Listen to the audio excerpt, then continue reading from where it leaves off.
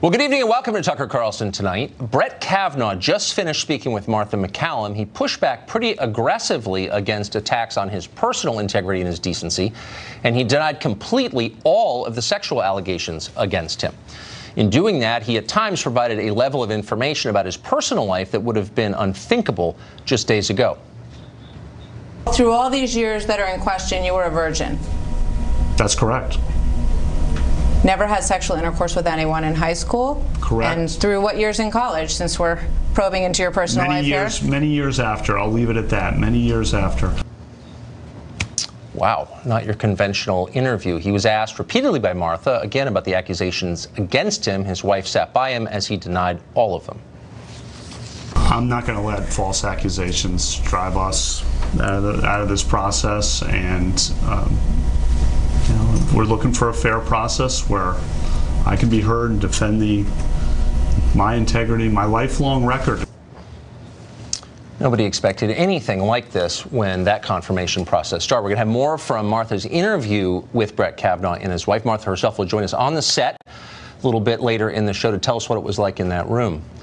But first, we typically open this hour by talking to someone we disagree with. We believe in straightforward debate on this show. Americans have been talking through their differences for more than 200 years, and it's worked pretty well. We think all of us reach wiser conclusions when both sides have their say, when everybody gets to talk, and we'll continue to do that. But tonight, we want to pause for a minute. We'll invite guests on later in the hour. First, though, it's worth considering what we've learned from the debate over Brett Kavanaugh's nomination to the Supreme Court. This feels like a turning point, something entirely new in the life of this country. We've certainly had bitter and partisan debates over judicial nominations before, a lot of them. Robert Bork in '87, Clarence Thomas 4 years later. There are many others. Shortly after being reelected president in 1936, Franklin Roosevelt tried to take over the entire judicial branch of government, packing the court with extra Democrats so he could impose his program on Congress by force. Thankfully, FDR failed in that. But the point is, a lot of this is not new. Politics has always intruded on our justice system. Congress confirms the nominees, so it's inherently political. It always has been. Yet some of this we have not seen before. It's entirely new. Never in our lifetimes have sitting members of Congress attacked our justice system as they now are. Lawmakers haven't mocked the idea of due process or called for the collective punishment of American citizens or declared that the burden of proof is on the accused rather than the accuser. All of that is happening right now in Washington and more. It's not just Brett Kavanaugh who's under assault. Elected officials have announced they no longer believe in our Western understanding of justice. There's no precedent for that here. It's stunning. You should pay close attention to what's happening because it could affect all of us. The shift began late last week with these remarks from Hawaii Senator Mazie Hirono. Watch. I just want to say to the men of this country, just shut up and step up. Do the right thing for a change. Not only do women like Dr. Ford, who bravely comes forward, need to be heard, but they need to be believed. So there you have it. All men are guilty, not because they've been proved guilty, but because they are men. They are inherently guilty by their nature.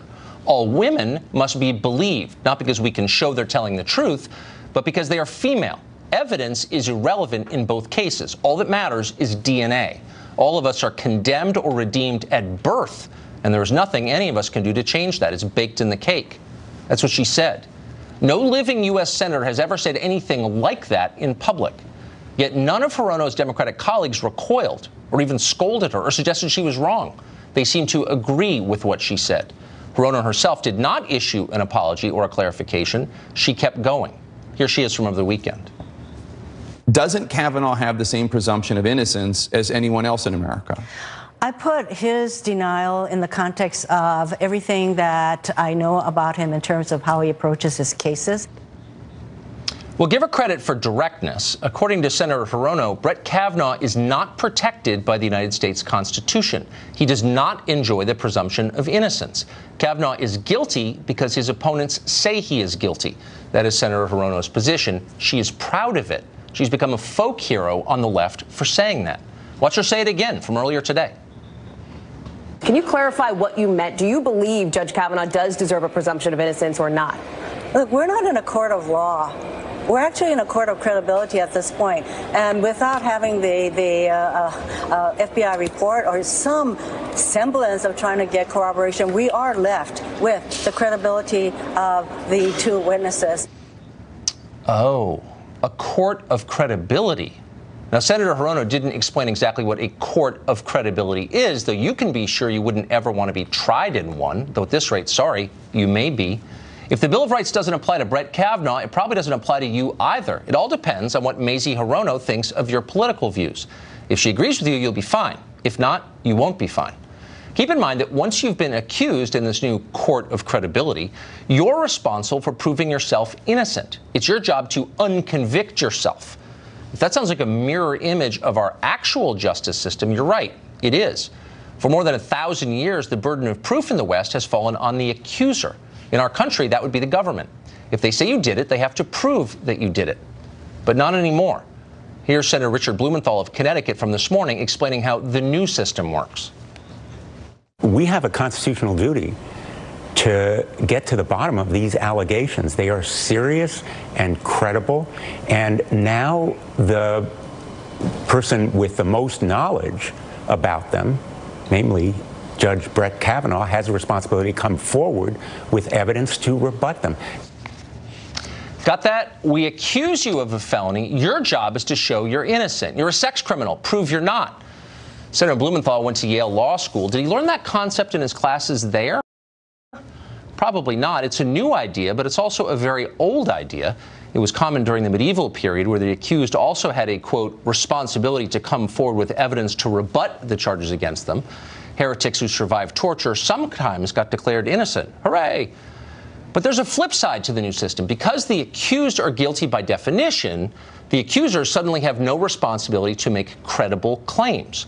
And we're seeing that principle in action, too.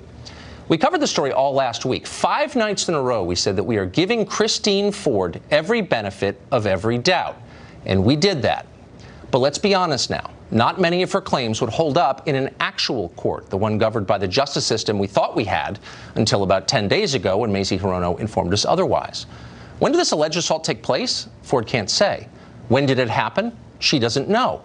Where are the witnesses to this? Well, there aren't any. The few people Ford has named deny it happened. When was this first reported to authorities? Well, it never really was.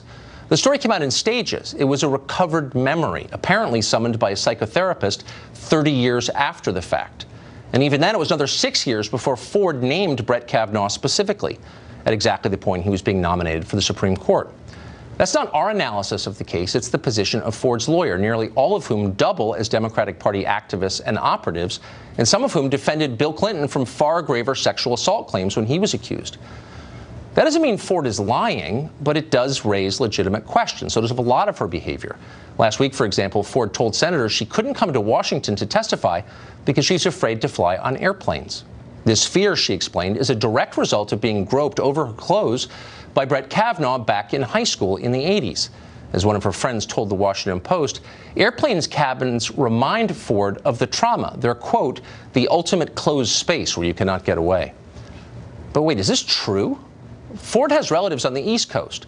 According to published accounts, she's been here recently. Did she drive back and forth to California every time she visited? We don't know. Then last week, the New York Times reported that Ford did graduate work at the University of Hawaii.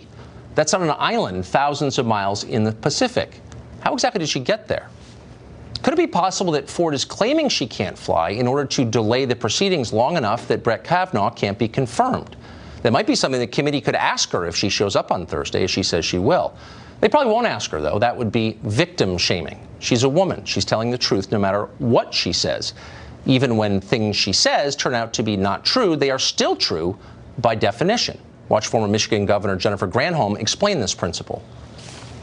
Kavanaugh, Judge Smith, and her friend, Leland Kaiser, have all said they don't remember anything like this ever happened. And Leland Kaiser, who says she believes Ford, says that she doesn't even remember ever being at a party where Kavanaugh was present. Right, and that actually corroborates Ford's story, which is that she was so horrified by this that she kind of snuck out or slunk out of this apartment in a way that no one would know what happened because she was so utterly mortified.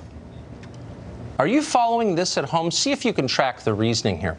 When your corroborating witnesses can't corroborate your story, the one you say they can corroborate, your story has still been corroborated, maybe even more so.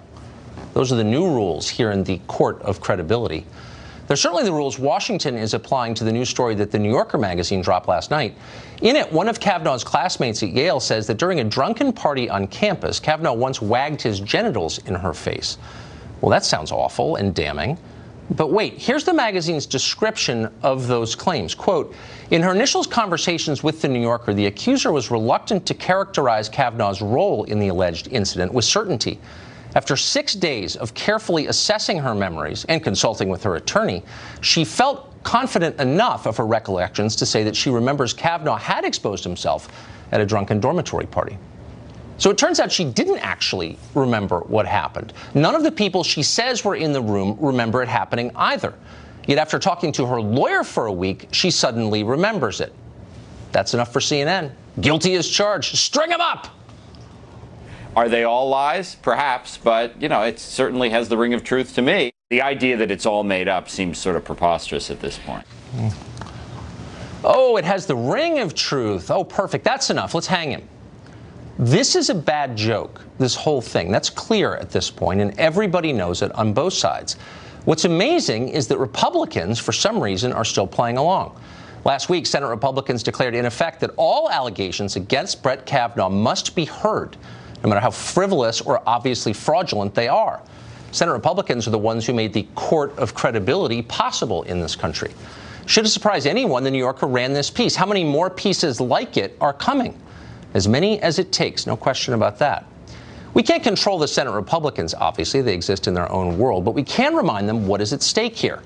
If Brett Kavanaugh, who's a mainstream judge, a moderate really, a man who's literally married to George W. Bush's assistant, can't get confirmed to the Supreme Court, then no Republican can get confirmed to the Supreme Court, even with a Republican Congress, ever. But it's worse than that. There's a midterm election just weeks from now. If you're a Republican, you may be wondering, why should I bother to vote?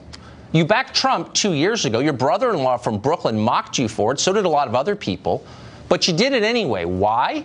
Because you wanted secure borders. You wanted an end to Obamacare, and you wanted non-crazy people on the Supreme Court of the United States. You didn't get the first two. You're starting to realize you probably never will get them. But the Supreme Court? That ought to be easy. And yet somehow we're all discovering it's not easy. Why is that? Well, there's a really simple reason. Republicans in the Senate don't really care about you. If they did care about you, they would protect you. That's what you do for people you care about. You protect them. If the Republicans cared, they would protect you from the foreign invasion our immigration system has become. They protect your children from the torrent of mandatory propaganda they face in schools that are bankrupting you. They'd protect your privacy and your freedom of speech, freedom of worship from the tech monopolies that seek to crush all of those things. And they protect Brett Kavanaugh from the obvious smears that are destroying his family and his life. But they won't protect him. And they won't protect him for the same reasons they won't protect you. Because it's hard and embarrassing, or because they just don't feel like it. This could be a socialist country in a few years. It's moving that way. A lot of us would like to be protected from that. Our representatives don't seem to notice. Good luck in November, gentlemen.